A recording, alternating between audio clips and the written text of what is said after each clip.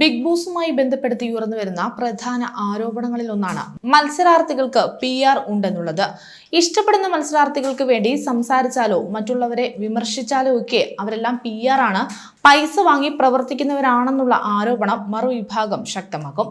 PR വർക്കുകളും ഈ മേഖലയിൽ ശക്തമാണെങ്കിലും ജെന്യുനായി തങ്ങളുടെ ഇഷ്ട താരങ്ങൾക്ക് വേണ്ടി സോഷ്യൽ മീഡിയയിലും മറ്റും സജീവമാകുന്നവരുമുണ്ട്.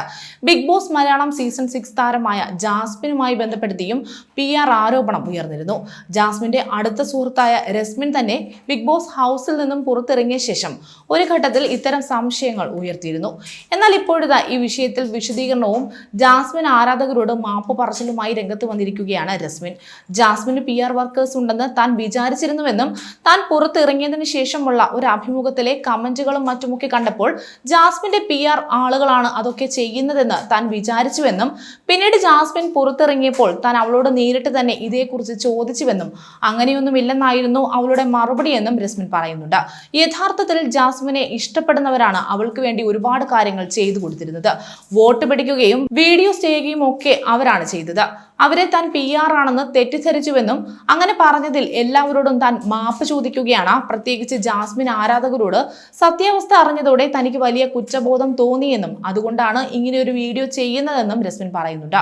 2 ദിവസം ജാസ്മിന്റെ വീട്ടിൽ പോയി നിന്നപ്പോഴാണ് PR ഇല്ലെന്നും എല്ലാം യഥാർത്ഥ ആരാധകരാണെന്ന് വ്യക്തമാകുന്നതെന്നും അവിടെ കണ്ട ഒരുപാട് കാഴ്ചകളുണ്ട്, അത്രയും സ്നേഹമുള്ള സുഹൃത്തുക്കളും കുടുംബക്കാരും ഒക്കെ വീട്ടിലെത്തിയെന്നും അടുത്തുനിന്ന് മാത്രമല്ല കാസർഗോഡ്, മലപ്പുറം, നിലമ്പൂർ, മഞ്ചേരി, കോഴിക്കോട് എന്നിവിടങ്ങളിൽ നിന്നൊക്കെ രാവിലെ തന്നെ ജാസ്മിനെ കാണാൻ ആളുകൾ എത്തിയിരുന്നുവെന്നും അതൊക്കെ കണ്ടപ്പോൾ തനിക്ക് വലിയ സന്തോഷമായി എന്നും രസ്മിൻ പറയുന്നുണ്ട്. ജാസ്മിൻ വിചാരിച്ചതിലും അപ്പുറം ആളുകൾ സ്നേഹിക്കാനും പിന്തുണയ്ക്കാനും ഉണ്ടെന്ന് മനസ്സിലായപ്പോൾ ജാസ്മിന് വലിയ സന്തോഷമായി എന്നും ജോലി സമയം വരെ മാറ്റി നിർത്തിയിട്ടായിരുന്നു ജാസ്മിന് വേണ്ടി വോട്ട് പിടിച്ചതെന്നും ഫാൻസ് അസോസിയേഷനിലെ ആളുകളുമായി ഒരു ഗൂഗിൾ കോൾ ഉണ്ടായിരുന്നു, അതിൽ അവർ പ്രകടിപ്പിച്ച സ്നേഹമൊക്കെ തന്നെ ഞെട്ടിച്ചുവെന്നും രസ്മിൻ കൂട്ടിച്ചേർത്തു. അതേസമയം ബിഗ് ബോസിൽ നിന്ന് പുറത്തിറങ്ങിയ ശേഷം ഹൗസിൽ മാത്രമല്ല പുറത്തും ജാസ്മിൻ ഒരു റിയൽ ഫ്രണ്ട് ആണെന്ന് തെളിയിക്കുകയാണ് രസ്മിൻ.